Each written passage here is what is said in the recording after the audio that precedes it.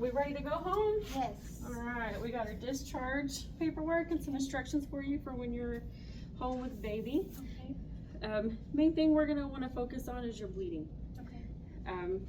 It's gonna start to slow down over the next couple of days.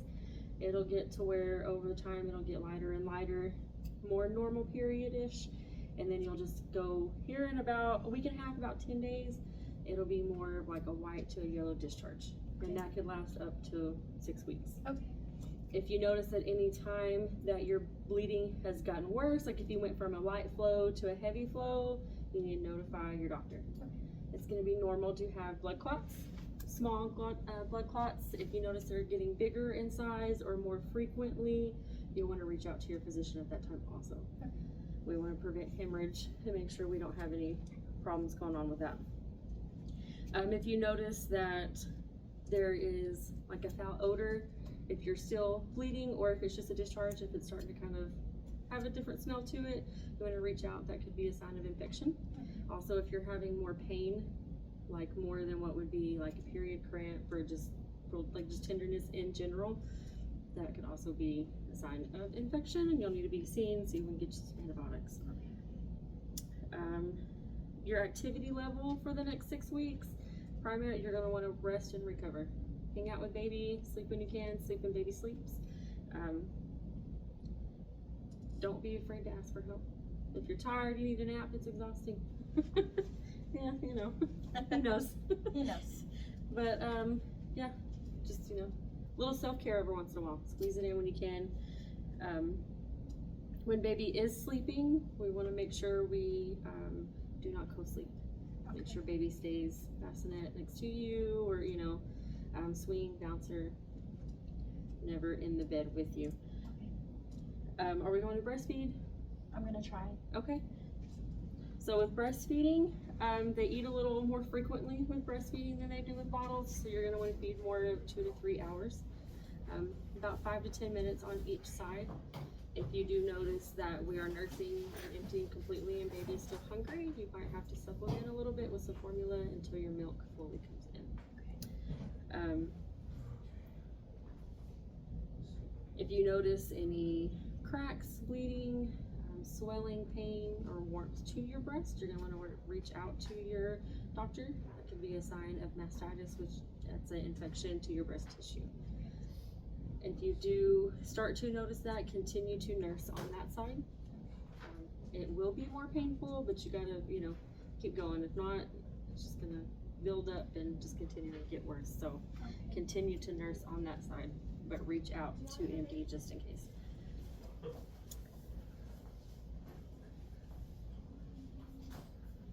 Diet is going to be a big deal, especially for breastfeeding. You're going to want to increase your calorie intake, 200 to 300 calories extra a day, and fluids.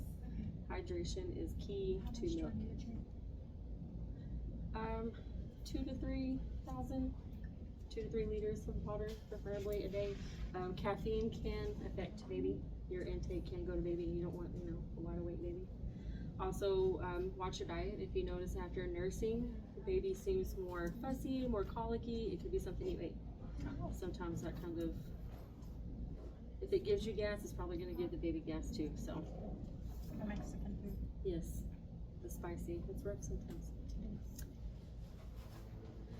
You'll follow up with your doctor here in 6 weeks for your postpartum checkup. You're going to want to also, you know, limit your exercise for the first 6 weeks. No driving for 4 to 6 weeks afterwards. Once you go to your 6-week follow-up, your doctor will give you more, you know, free range on what you can do and where you're at if anything doesn't occur before that 6 weeks follow-up. Okay. Do you have any questions about you going home? All right, so for a little baby boy here, we talked about breast in the bottle and supplementing already. You'll notice his cues. A lot of times they'll kind of start sucking on their hands when they're hungry, or they turn their face towards with their mouth open. It's called rooting, and they're, you know, they're looking for where that breast is at so they can get their next meal. He was circumcised today. So with that, you're just gonna wanna lightly clean. You don't wanna use regular wipes. We'll send you home some of the little dry, like 4x4s that you'll just wet water, and you'll just kinda dab and clean around that.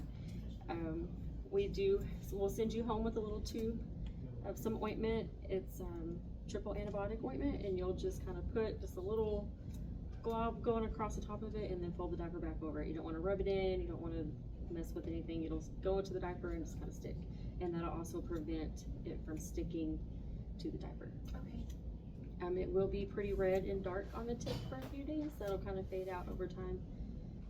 If you do notice increase in bleeding or it gets darker in color, you're going to want to notify your pediatrician. With his umbilical cord, you can clean it with alcohol a couple of times a day, and then just make sure when you put the diaper over it, we fold the diaper down so it doesn't touch on top of it. We don't want to rip it off prematurely. It'll fall off in about a week on its own. Okay. With the safe sleep, no loose clothing on baby, no big blankets, animals, toys, hats, or anything like that when they're in the bed, because they could cover baby's mouth and they may not be able to get away from it, and they could suffocate. So just a good firm mattress, and they should be okay. If you're going to swaddle, if they like to swaddle, just make sure that if they are swaddled kind of tightly up around the neck and the shoulders, so that way it doesn't get loose and cover their face while they're sleeping. Okay. You'll follow up with your pediatrician here in about 3 to 5 days. And then after that, you'll have a 2-week follow-up, and then physician preference after that. Okay. On when they need to come back, if there's anything, they want to check weights or anything, pediatrician can kind of follow up with you on that side of it. You're always going to want to wash hands before you mess with baby or sanitize. Somebody wants to hold baby or whatever, make sure we sanitize with some Germ-X. We wash our hands first to prevent infection or the spread of anything. Our bottles, you want to wash your bottles in between feedings with hot soapy water. If you have a dishwasher, you can just put them in the dishwasher to help sanitize. And same thing if we're going to use passies and stuff. If they fall on the floor, especially early on, don't want to expose them too much. Okay. So, do we have any questions about baby? I don't think so. I think I'm just ready to get them home. Sounds good. Well, congratulations, if he is precious. Thank you. I'll go get this copies for you and you can sign them. Okay, thank you.